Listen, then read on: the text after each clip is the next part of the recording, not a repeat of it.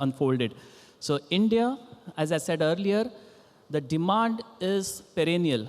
It's a question of building the right product for the right customer. And once you have that, the sales are a no-brainer. The prices can grow steadily. Today, we have a lot more participation from the end users, and the investor proportion is just about optimal, perhaps suboptimal. But what it means that end users have genuine demand. They give the right signals, real-time signals for the developers to respond with the right kind of product.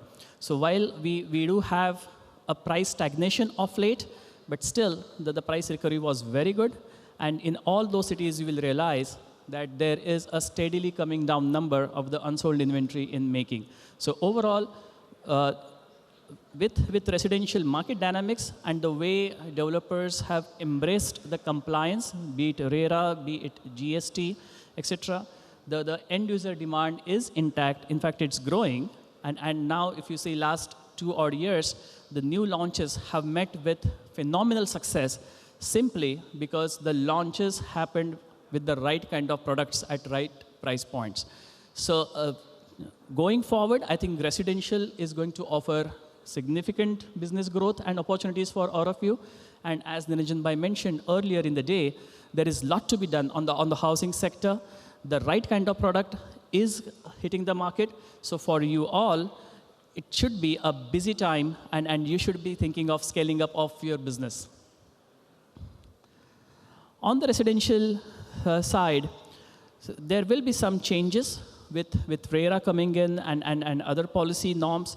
You will see a lot more joint development kind of projects. You will see tripartite agreements, development management kind of projects. And you will know that you should be aware of all the things that are changing around us to be able to communicate the right message and the positive message to the end customer that you deal in and day out on a daily basis. So the brand building is important. Building trust is important. We have seen that in challenging circumstances, all the brands who have built trust over a period of time, people are very happy paying premium to those brands because of that trust.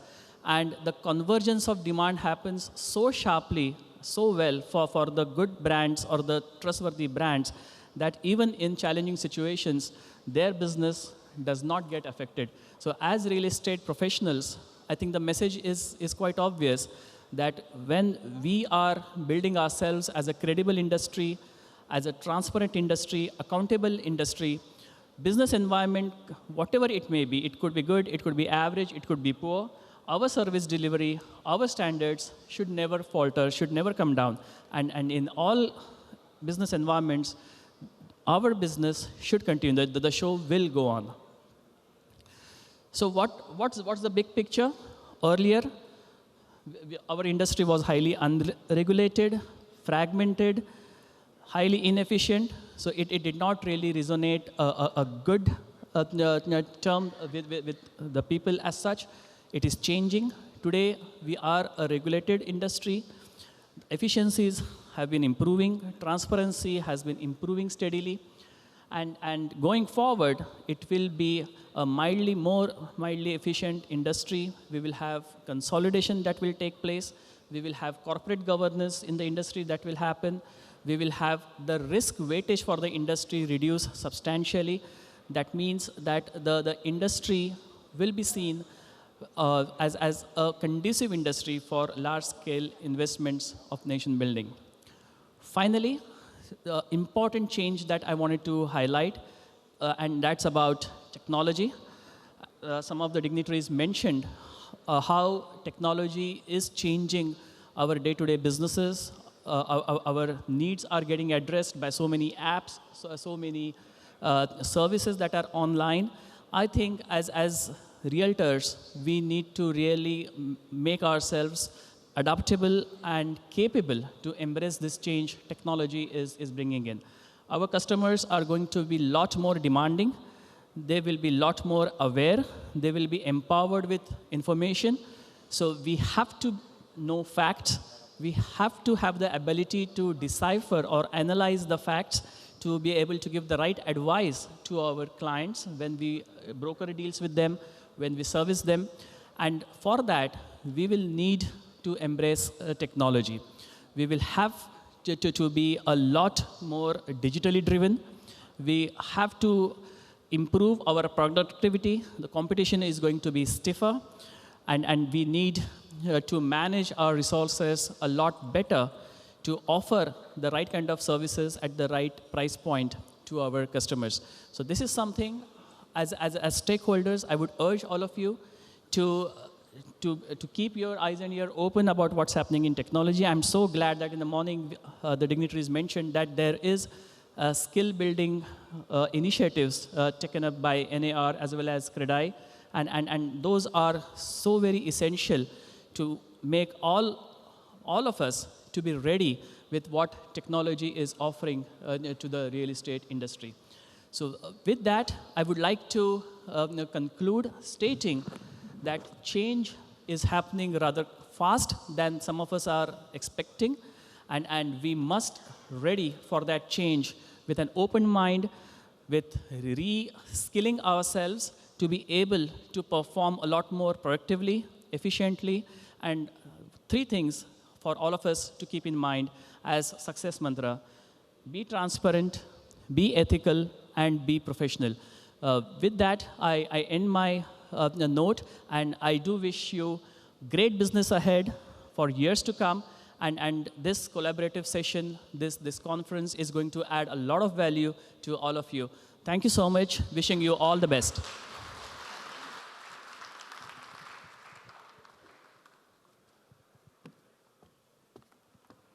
Thank you so much.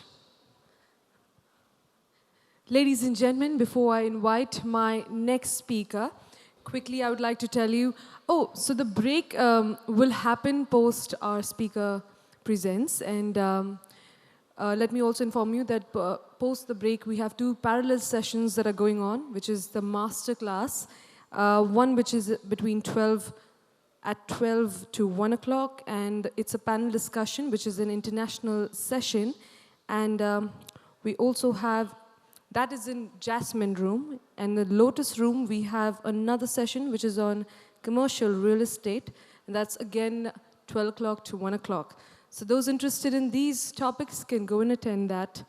And now,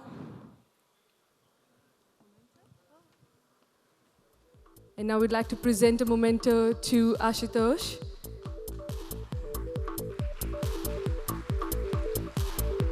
Thank you so much for gracing with us.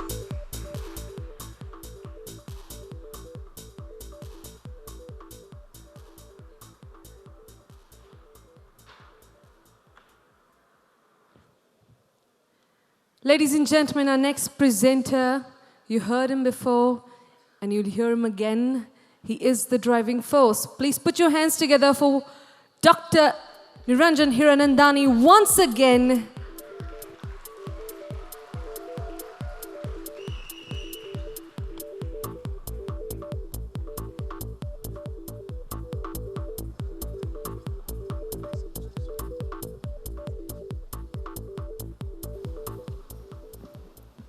This one is a surprise on me, but okay. We have been promoters and things, so what we are going to do is do a little show off. So that's what I'm now supposed to do for my company. So I've been told by my director marketing that I should do it. So I've just come back to you for that. We have a small video, I believe. Can we arrange to first play that?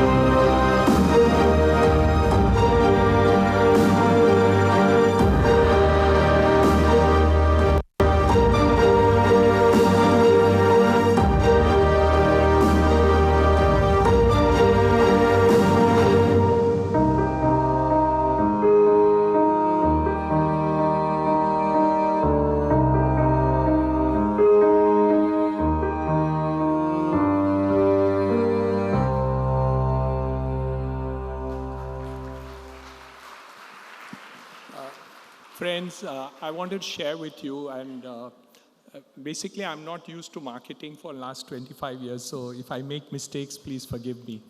Uh, the issue is very simple.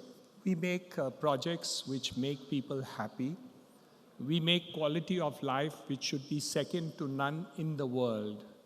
So if you come to our projects, you should be having quality of buildings, apartments, and things which are holistic and complete. In places like Powai and Thane, we have a hospital, we have a school, we have retail, we have 100 acres of gardens, we have all sorts of facilities which will make the quality of your life better. But that's not the secret. The secret is that we keep our commitment to our customer to the best of our ability, and we try to see that they get second to none in the world. So everything that we do is for the end customer to be happy. People, after staying for 5 years, 10 years, 15 years, 20 years, 25 years, still talk about the quality of the buildings that they live in, because we are still there. What is more important is that we modify the product to suit the customer. So today, in a place like Thane, we make studio apartments, small. We make 1 bedroom, we make 2 bedrooms, we make 3 bedrooms, we make 2.5 also, we make 3 bedrooms, we make 4 bedrooms, we make 5 bedrooms. We have commercial establishments, so there is walk to work. We have a walking street in Thane, which is like Europe. So if you come to Powai or you come to Thane at our sites, you will see that it is extremely good quality of life. Second, we do our level best to see that our commitments are kept with the end customers. We have failed in the past many times, and we try to rectify it because those things were beyond our control. So, but we do our level best to see that this does not happen. In the last few years, we have given many buildings ahead of schedule. In fact, in Thane, we will now produce about 15 buildings which will be 1 year ahead of schedule, beyond our expectation, not we. We built a building for Tata Consultancy Services, TCS, in Thane, which was 2 million square feet. This 2 million square feet, we expected to finish in 2 years. Extremely difficult, 16-storied building with a basement. We have now completed it in 18 months. We have done it the fastest ever. In Gandhinagar, I wish Mr. Jaxi was here, we built a building for the Prime Minister of India, the International Financial Center and International Stock Exchange, which is also 16-storied, 400,000 feet. We expected to finish that in 28 months. The Prime Minister wanted it in 12 months. We finished it in 11 months. It is again the fastest in the world. We are now making new projects in Panvel.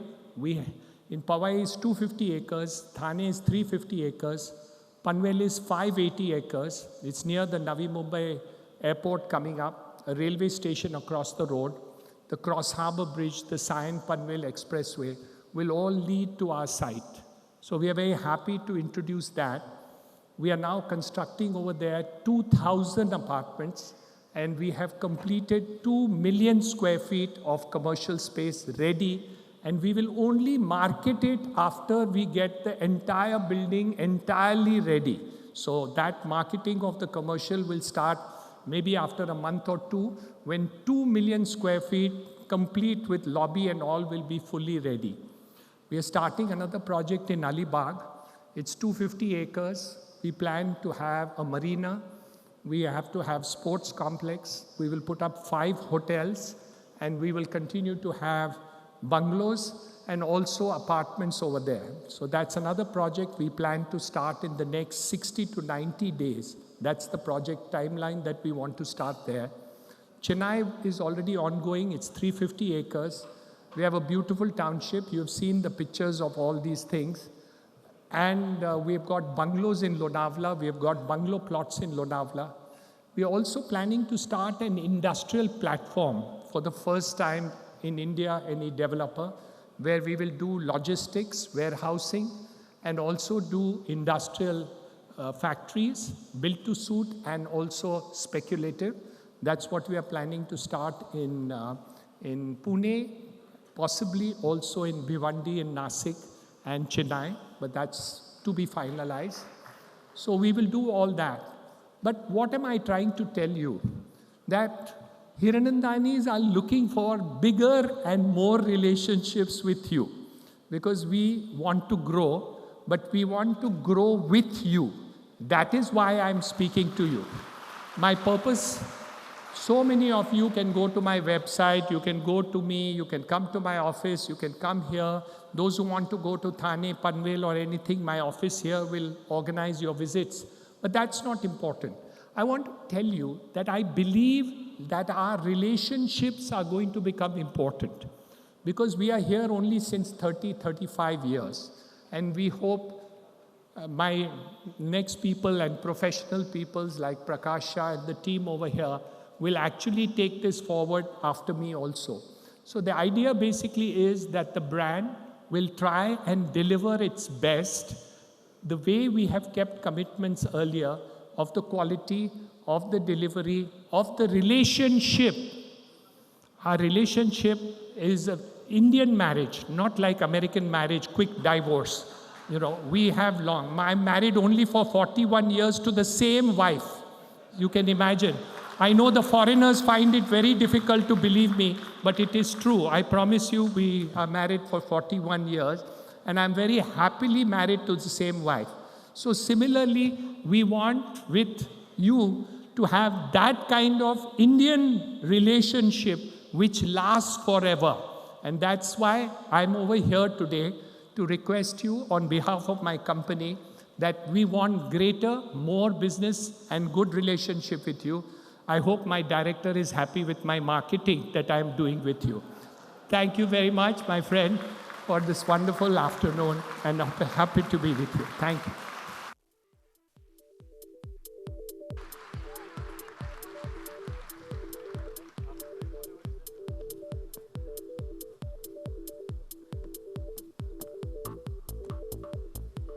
Thank you so much, sir. Thank you for enlightening all of us here.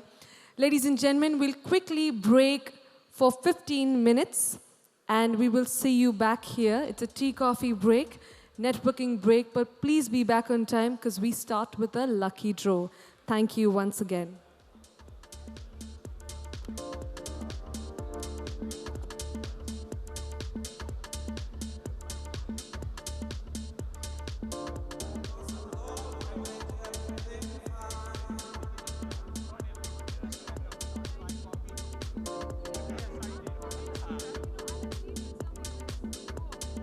Have our moderator, Manisha Natarajan from CNBC TV 18, requesting you to please join us.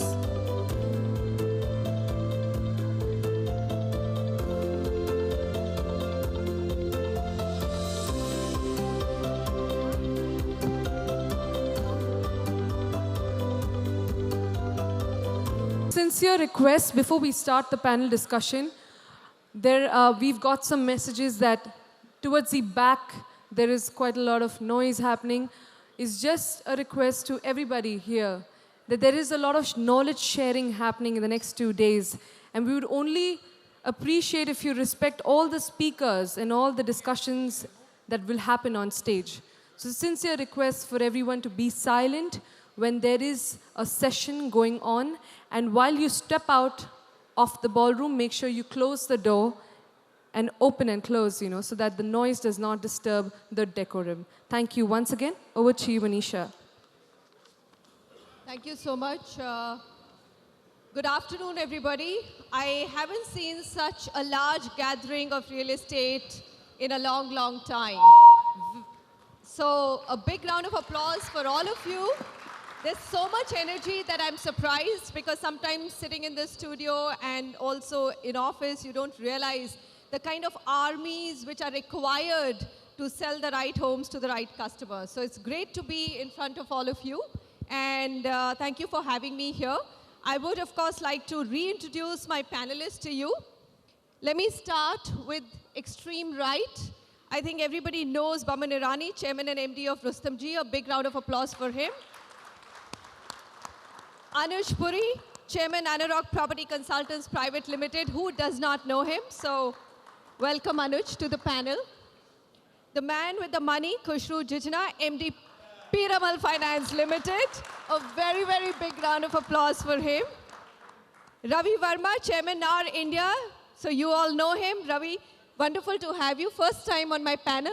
And it's, I hope we can have some really interesting and honest conversations.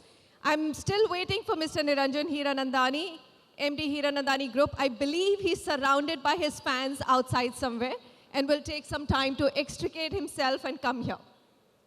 Meanwhile, let's begin.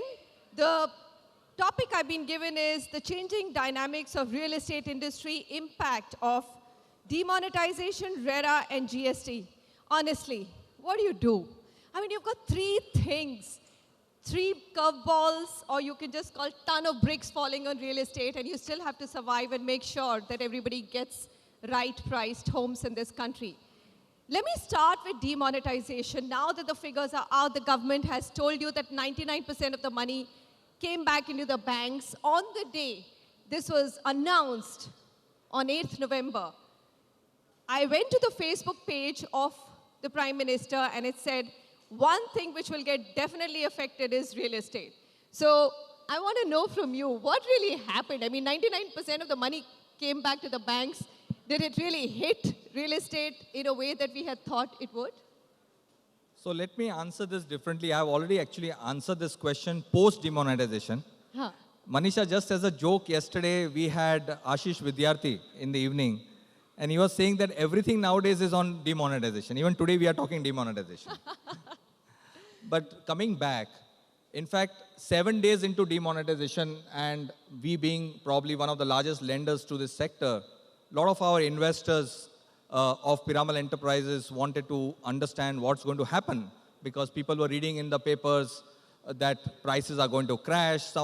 Some pundits even said that 30% crash and everybody's going to get wiped out. And what did we say post-demonetization? Basically, Manisha, I think we need to understand that this consolidation or moving of this sector moving towards industry started the day RERA was announced. Demonetization just happened to happen that time. So again, I think this giving too much stress to demonetization, in my view, is wrong. And in fact, it has played out.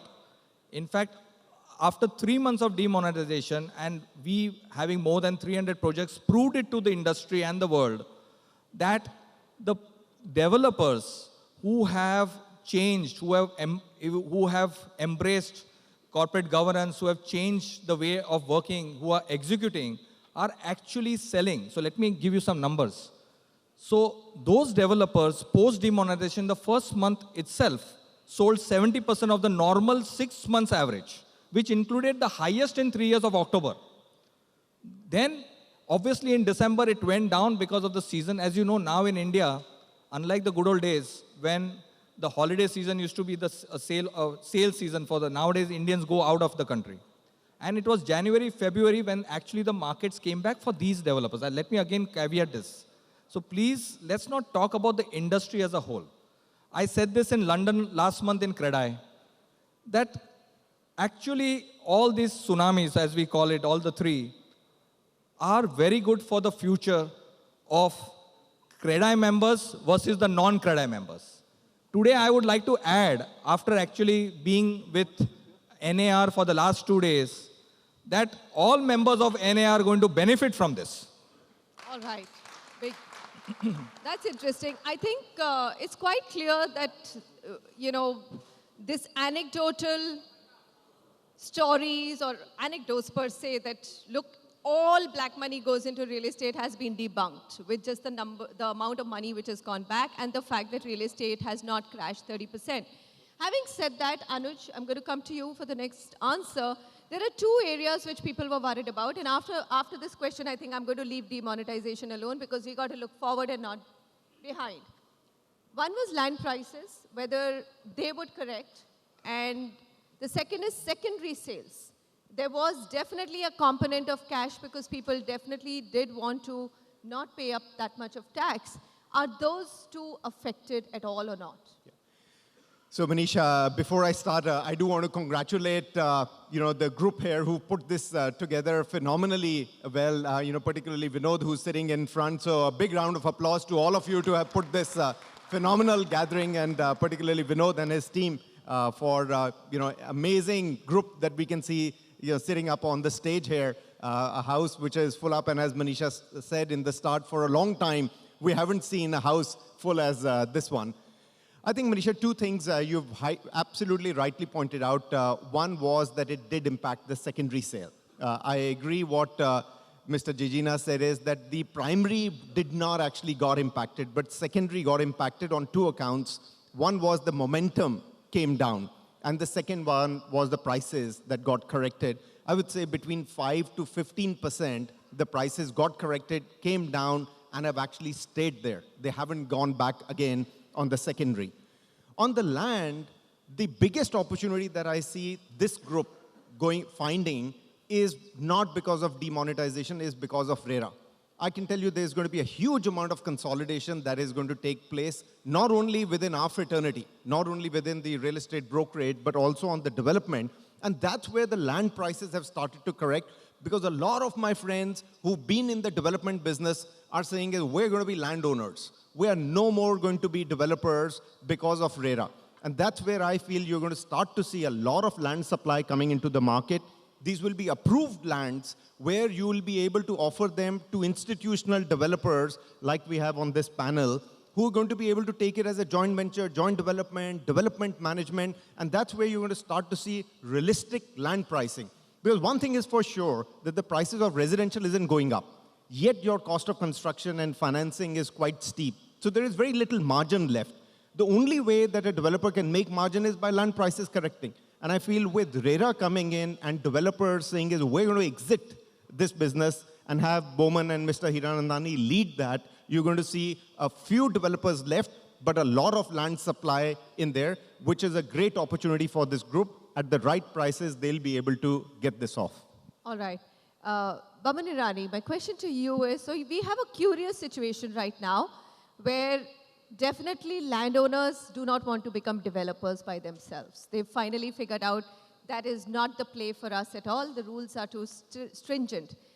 My question is, if land gets cheaper, there is expectations which home buyers have, and they've been asking us this question time and again, why would prices not come down further? And suppose, let's say in Thane, you have new land parcels available to developers at lower prices. You already have an ongoing project at a certain price, which hasn't moved up in the last 2-3 years. Is there room for you to actually launch another project at a cheaper rate? So, yes, Manisha, land prices should go down. Then what should go down is the cost that the government recovers from us time and again in various duties and premiums that are paid by developers. Cost of funding should go down because if the cost of funding goes down, then the time that we take to build a project and pay out, construction-related expenses, etc., would be, let's say, subsidized a bit. If all of this comes together in a perfect world, we will have prices coming down. I don't see that happening immediately. The only thing that I have, that I see possibly happening is everybody is going to move towards efficiency. That is, even a consumer is going to look at what they're getting in terms of value, not in terms of price. I think this price correction bit has always been an anomaly amongst Indians. The day they come to buy the flat, they want the lowest possible price. The very next day, they want the highest possible price, right? They want their project to have appreciated overnight at least 100%. All this will change. People, it's about changing perception. My appeal to each and every one of you is that we've got to help catalyze the change in this perception. We've got to start moving people towards value, not towards price. We've got to tell them that price will soon be forgotten. It is the value that will live on forever. It is no point in, going for the cheapest. And, Mr. Hiranandani out here is living proof for it. He has always been ahead of the curve, no matter which markets he has entered in. only because people believe, and he does create that value in his projects, people want to go back there again. I'm of the view, in 3 years from now, or maybe 2 years from now, you will see this change become the differentiator between projects that sell very well and projects that don't. All right. So at the end of it, prices aren't coming down. I think that's the takeaway of it. Even they don't want it coming down. They don't want it coming down because obviously existing buyers get hassled. And that's, I've always been curious about that part, Mr. Hiranandani. I'm going to come to you on that. That, you know, if you're going to get land much cheaper, why would you not be able to bring down prices? Is it because your adjacent project is already at a certain price and therefore you cannot make existing buyers unhappy? Real estate is, after all, their biggest asset in their portfolio. First of all, price is not a component of cost alone. It's also a position of what the market is. So if the market is bad, prices will fall any which way. If the surpluses of market forces are there in terms of production is more than consumption, prices will anyway fall. When you're linking it cost of land, there are two problems. The first problem is the marginal cost of land may fall, but you already have cost of land with you, plus construction cost which is taking place. The same reason why banks are not reducing interest rates fast enough, because they have so much NPA in their pockets, they have so much other issues that they're not able to drop the interest rates fast enough, as fast as the other rates are done. So two issues really, that with land rates, long term, you're going to get affordable housing, which is the objective that we all have. I mean, irrespective on which side you are, you want the affordable housing to be created. So that will happen. But the magic of falling prices in existing stock only will take places if surpluses are created with adequate measure, not the way it is happening today. So yes, you will get affordable housing over a period of time. You will get because land prices have come down, but they will be in new areas rather than areas where development has already been done. In fact, the reverse, what Bowman just hinted at, his project prices are all going up simply because he has done such a good job over there. Plus, he's now focused on various things. Like he says, all children in the world should stay in his complexes. Yeah. Can you imagine? Gentlemen, can you notice the Mutual Admiration Society here? So what has happened is he has created a brand around his name. You know, Rustamji means, you know, children complexes, baddu tha. As if I don't make any children with my complexes. But what I'm trying to say is that the secret of each person is, like there are 1,200 people sitting in this thing. Why is it that he does better than him? Why is it he does better than him? So that's the issue that we have over there. So why does my financer here in Piramal does such great business while other people are not doing so well? Because he gives me money, first of all. So that's the so he's doing very well. He has no NPA to worry about, at least, you know, when he's dealing with me. No, my issue was simple, that land prices falling down will ultimately create affordable housing.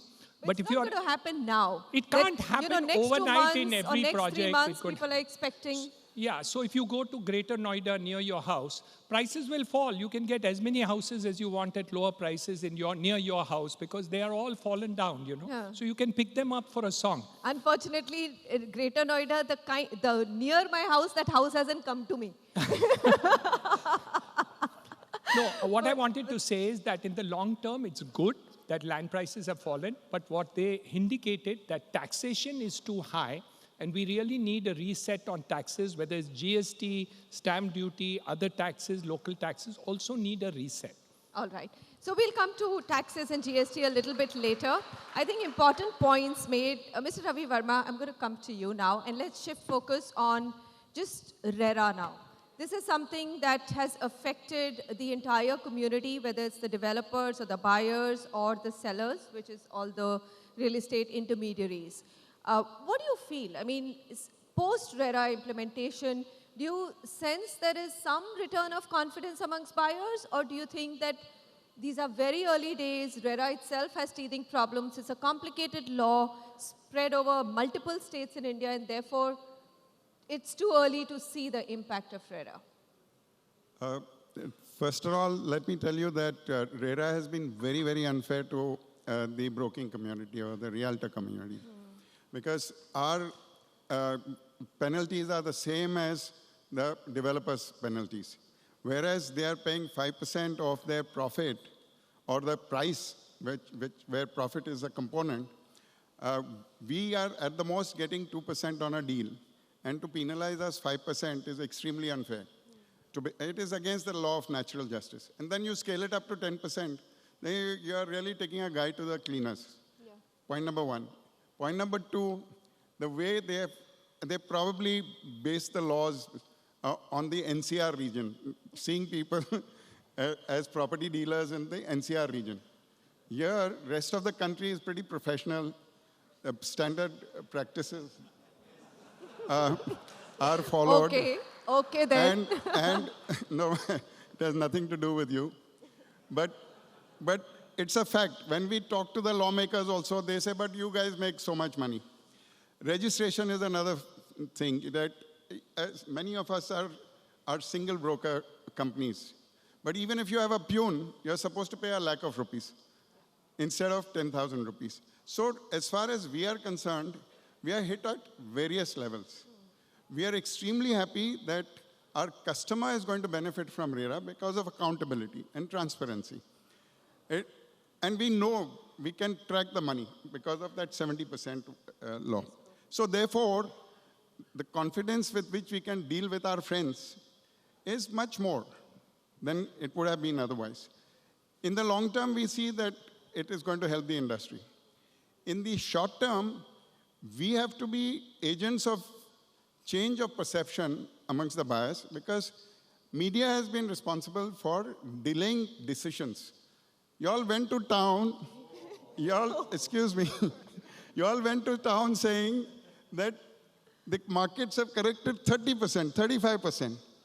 Now, markets have never corrected 30 or 35%. If you look at analysis, like Anuj was saying before me, it is between 5 and 15%, even in a place like Mumbai. So in smaller towns like Pune, where I come from, the corrections have been 5 or 10% at the most. It's never been more than that because the rise doesn't happen that fast. All right. So I thought I'm going to grill and toast everybody. I'm getting grilled and toasted here, for sure.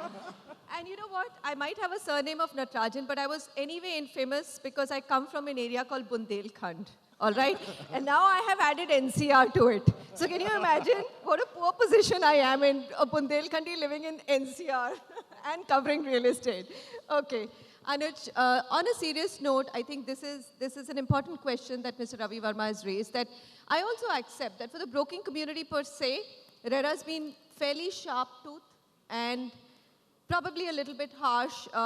It's pretty much going to, weed out, or let's say not single brokers are going to find it very hard to survive, right? So do you think that the government should actually be looking at softening these?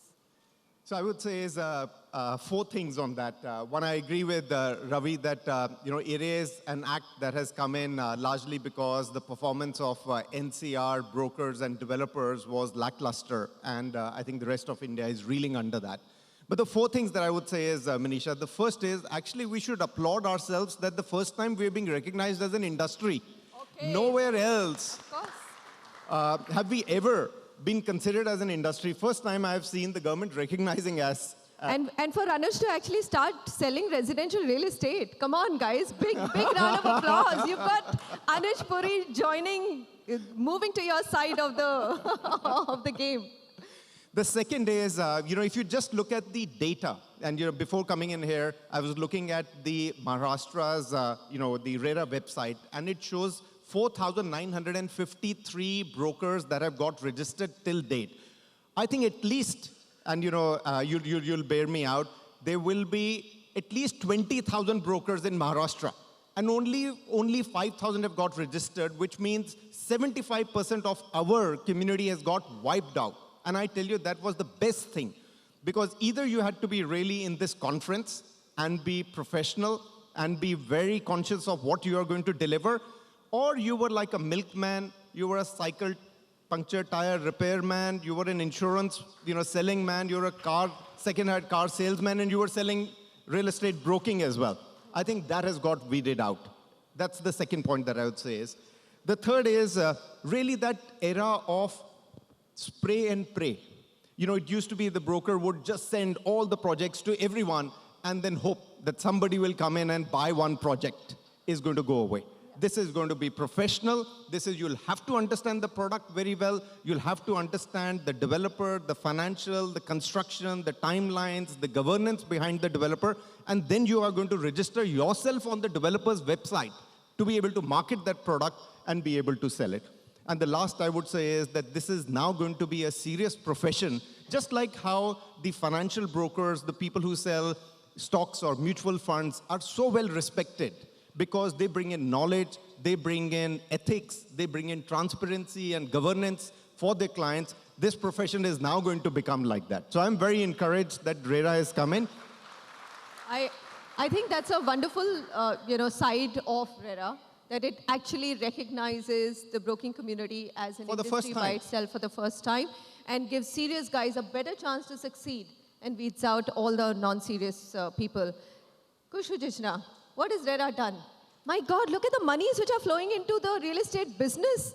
I'm just wondering what's going on. Suddenly, everybody seems to have confidence amongst the PE businesses, financiers, that RERA is this magic wand which has just made it perfect for us to bring money into Indian real estate.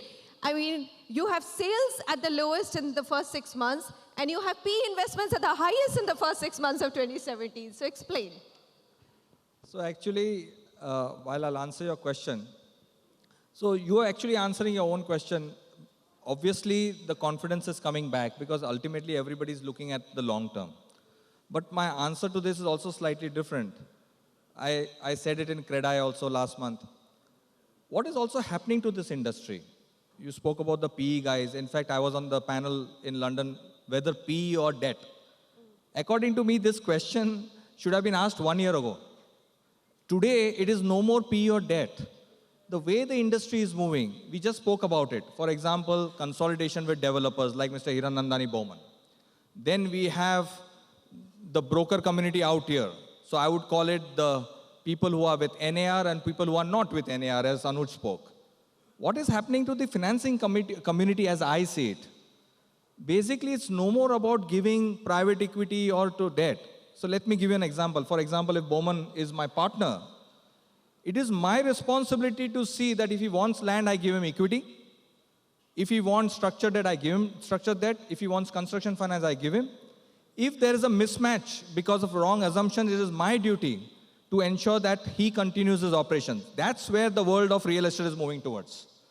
So that is why you find interest from PEs and etc. On a lighter note, everybody talks about PE. Jakshay was here. I was talking to him. He also mentioned that we will be having CREDAI Dubai because we'll have foreign PEs coming in. On a lighter note, so I told him that obviously PEs are very important, but do look at us, though we are not white-skinned, because while people talk about PE, I am disbursing more than 2,000 to 3,000 crores per month. My God, wow. What to do, that's the way this country is. So that Any foreign money is good money. So to summarize, that is what is happening. There'll be pillars, basically, for the real estate developer. The developer will do his operations, he will have a financial partner, he will have a broking community. That's how the world is moving towards. All right. Now let me ask the gentleman on the hot seat all the buyer cribs which have come to me when it comes to RERA. All right? Baman, we were discussing offline as well. The thing is that when we looked at the central legislation of RERA, it was almost perfect. There was no gap left in it between the draft and the final rules. Wherever there were gaps, they were actually bridged. And then you have our country, which is a federal democracy, and land and housing is a state subject. So most states have decided to, from a buyer's standpoint, dilute the norms. From a builder's standpoint, done something rational because you cannot kill a business. Having said that, we need to understand that these buyers are going to continue to be wary of this market till all the ongoing stuck projects are resolved. And in many states, RERA has now been diluted not to resolve ongoing stuck projects. I'm sure that any one of you who sold projects, and it's not just NCR, please. I have enough case studies. I will not name the markets. There are enough stuck projects in Mumbai, enough in Bangalore, and enough in Hyderabad. I don't know about Pune. I don't have a complaint of Pune right now. So, don't you believe that it is for the good of the entire industry to ensure that within the parameters of RERA, all ongoing projects are delivered? That's a very direct question, Manisha, and I'll say the same thing which I said to you. Expectations of any new law are almost wanted suddenly and overnight. We've had 70 years of independence. We've come up with something called RERA today. Let's give it at least 2 or 3 years. Trying to move it too fast into a right turn will derail this entire process. Intention of RERA should be curing of the problem itself, which is to say that people aren't getting homes in the time that they were promised, at the price that they were promised, or with the amenities that they were promised. Expecting to only penalize people, you tell me what happens beyond the fact that you put a developer behind bars. So I think this expectation should be cured to want the effect to take place, certainly, no matter if it took another 2 years to do it. So towards that, even if you exempted, let's say, all projects, like you mentioned in certain states, 60% of registrations done or those applied for OC, why can't we use this positively? Why can't we say that as a community, you can tell people, here's a project that has got its or nearing OC or 60% registrations done, and they don't need to register under RERA, but here's a project that is RERA registered. Use it as a tool for marketing rather than saying, why are you exempting those that got exempted? If all of us speak the same language, you will have a better informed consumer who will then take a decision basis what is right, rather than we screaming and shouting about what is wrong. And that has got to be the key. I am, for one, very, very happy with the fact that there is a RERA. I am, for one, very, very happy that a lot more of my brethren will start falling in line. I don't believe it is the smallest or the biggest who this is aimed against. I think we all have to get more and more adaptable. Change is the only constant. It has happened. Let us gear up for it. Let us train our people, train ourselves for it. And I think this coming together, like Anuj said, coming together is where all the learning takes place. Let us all speak this language, that if you have a RERA stamp on your projects, you are a far better or a more accountable project for the future than you will be. Change will happen. It will take 2 years, maybe more, but it's okay. So it's great, Mr. Hiranandani, for new projects, right? If projects are not RERA registered, I don't think anybody here should even be touching them or selling them. And I'm sure that's already happening. You can't. By law, you cannot sell non-RERA registered projects. It's a question of those 10%, 15% buyers who are already stuck. And now they had a lot of hope with RERA, and that hope is diminished because the rules have got diluted. They're also going back to their brokers and saying, you sold us this house. You told us that this developer is a good developer and we bought it. They're coming back to us also, media. You recommended this project on your show. I have got emails which are scary. And, there is this little bit which needs to get resolved. Do you think ultimately in next 2 to 3 years, RERA will find its footing, laws will get, changed if they need to be changed, and the industry and the developers will support those changes? That's the most important question. Manisha, there's a problem. The government, when they declared RERA, they said that it will cure a headache and it will cure cancer. It was never drafted like that. The idea was never drafted in a manner which would take care of what happens in NCR, where they have spent 30% but collected 90% and kept on going on. The RERA was never drafted for that purpose. So the drafting and preparing of the law didn't solve the problem. So they brought in an insolvency law. The insolvency law also did not take care of the house buyer. So in reality, what has happened is, RERA is a good law prospectively. You're 100% right, Manisha. So for new projects, for the future, it's a good solution and a good law. And I think we will have almost no problem on new projects, because it has an escrow, it has all the declarations and everything. For the projects which are ongoing, there is cancer, where there is no hope of anything happening, and we need a funding mechanism, and we have the Piramal people maybe to be able to M&A, take over some of these large projects which are just going to languish, and maybe help as to what is to be done in that. It's not an easy solution. Cancer is not easy. What they think is, I made the law, abhi wo sab ho jayega. All bloody bullshit. They're lying. They're lying to the people of India. So what we need to do is, whether it's CREDAI, whether it's NAREDCO, whether it's realtors, whether it's government, whether it's the regulator, whether it's the financiers, we need to look at these projects and find out to what extent can this disease also be taken care of. But nobody wants to take ownership. Government of India says, अरे ये तो हमने RERA बना दिया, ये तो हमने liquidation law बना दिया, अभी तुम लोग सब लोग संभालो. अच्छा, and if they are not solving, go to the Prime Minister of India to solve it. That's true. That's not an answer. So we need to actually look at those diseases which can't be solved by RERA and by liquidation law and focus on it. There is no problem because we can solve them. The question is, nobody is looking at each of these cases. They say, "Arey RERA aa gaya, abhi sab kuch ho jana chahiye." Yes, it will solve all the prospective issues. But not retrospective. So we need to apply our minds separately. We need to work on these things. CREDAI has taken a great amount of leadership. I haven't yet come on the national board of NAREDCO, so I'm still behind them. They're doing a wonderful job as far as that is concerned. And your Jakse was also over here and solving all the problems of India much before me. So I'm very happy about that. But that's not an easy solution. Okay. And they are fooling people by saying there is an easy solution. I think therein lies the crux of May the I matter. add, Manisha, see, if you look at the numbers today, you're talking of housing for all by 2022. You're talking of 6 crore homes to be delivered as per what the Prime Minister's office has been saying. If you can even solve this problem going forward, it's a big thing. So let us at least focus on what this RERA can solve. And then, like Niranjan Bhai says, start addressing the issues of the past as well. But if you just take care of going forward, you've done yourself a fantastic, move. Would you agree, sir? Well, I have something to add. Okay. It's not all gloomy, because if you really see how they're going about GST, GST is barely rolled out and you're tweaking it already.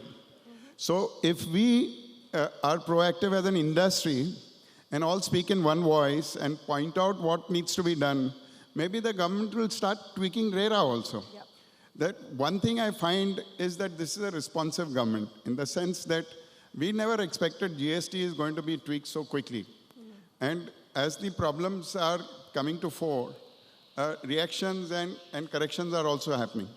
All right, now that Mr. Ravi Verma has brought the question to, or the discussion to GST, I really want to understand, all this talk about GST being neutral, in my mailbox, every day when I get questions from buyers, at least 2 of them are GST questions.